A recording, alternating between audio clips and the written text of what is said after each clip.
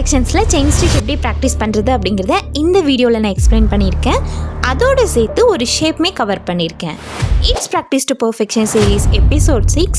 நான் கோகிலவாணி, இது குமரவர்ண மாதிரி கிரியேஷன்ஸ். ப்ரீவியஸ் வீடியோவில் செயின் ஸ்டிச் எப்படி ஸ்ட்ரைட் லைனில் போடணும் அப்படிங்கிறதையும் என்னாட் எப்படி போடணுங்கிறதையும் நான் எக்ஸ்பிளைன் பண்ணியிருந்தேன். அதுக்கு ரொம்பவே நிறைய சப்போர்ட் கொடுத்துருந்தீங்க.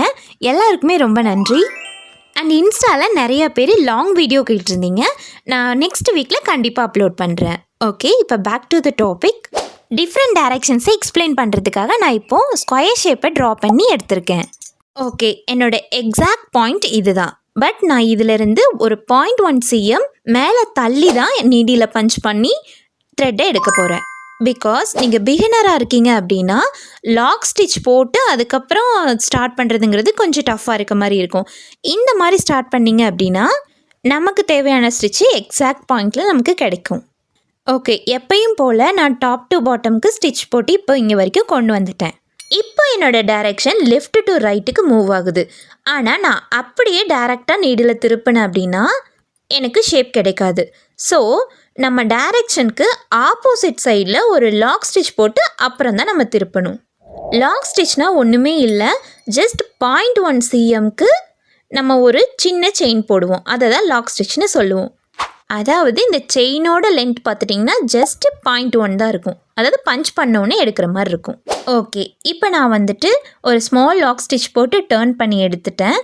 எப்பயும் போல் எப்படி செயின் ஸ்டிச் போடுவோமோ அதே மாதிரி தான் நம்மளோட ஹேண்ட் ரொட்டேஷனை மட்டும் நம்ம பார்த்துக்கிற மாதிரி இருக்கும். இப்போ என்னோடய டைரெக்ஷன் பாட்டம் டு டாப்புக்கு மூவ் ஆகுது.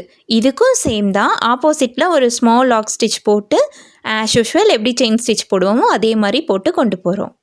தென் ரைட் டு லெஃப்ட்டுக்கு மூவ் ஆகும்போதும் சேம் ப்ரொசீஜர் தான். கம்ப்ளீட் பண்ணி முடித்து ஃபைனலாக என்னாட் போடுறதுக்கு ஆல்ரெடி நம்ம கையில் L1 இருக்கும். L2வை ஃபர்ஸ்ட் ஸ்டிச்சோட சென்டர் பாயிண்ட்லேருந்து எடுத்து என்னாட் போட்டு கம்ப்ளீட் பண்ணணும். இதை ப்ராக்டிஸ் பண்ணிங்க அப்படின்னா 2 in 1 டிஃப்ரெண்ட் டைரக்ஷன்ஸையும் ஒரு ஷேப்பையும் லேர்ன் பண்ணிக்கலாம். இதில் ஏதாவது டவுட்ஸ் இருக்குது அப்படின்னா கமெண்ட்ஸில் கேளுங்க, நான் எக்ஸ்பிளைன் பண்ணுறேன். அண்ட் இன்னும் கொஞ்சம் டீட்டெயில்டாக டிஃப்ரெண்ட் ஷேப்ஸோட லாங் வீடியோவில் இதை பார்க்கலாம். இந்த மாதிரி மோர் வீடியோஸ் பார்க்க நம்ம சேனலை மறக்காமல் சப்ஸ்கிரைப் பண்ணிக்கோங்க. அண்ட் லைக் பண்ணிவிட்டு ஆரி லேர்ன் பண்ணிகிட்ருக்க உங்களோட ஃப்ரெண்ட்ஸ்க்கு இந்த வீடியோவை ஷேர் பண்ணுங்கள்.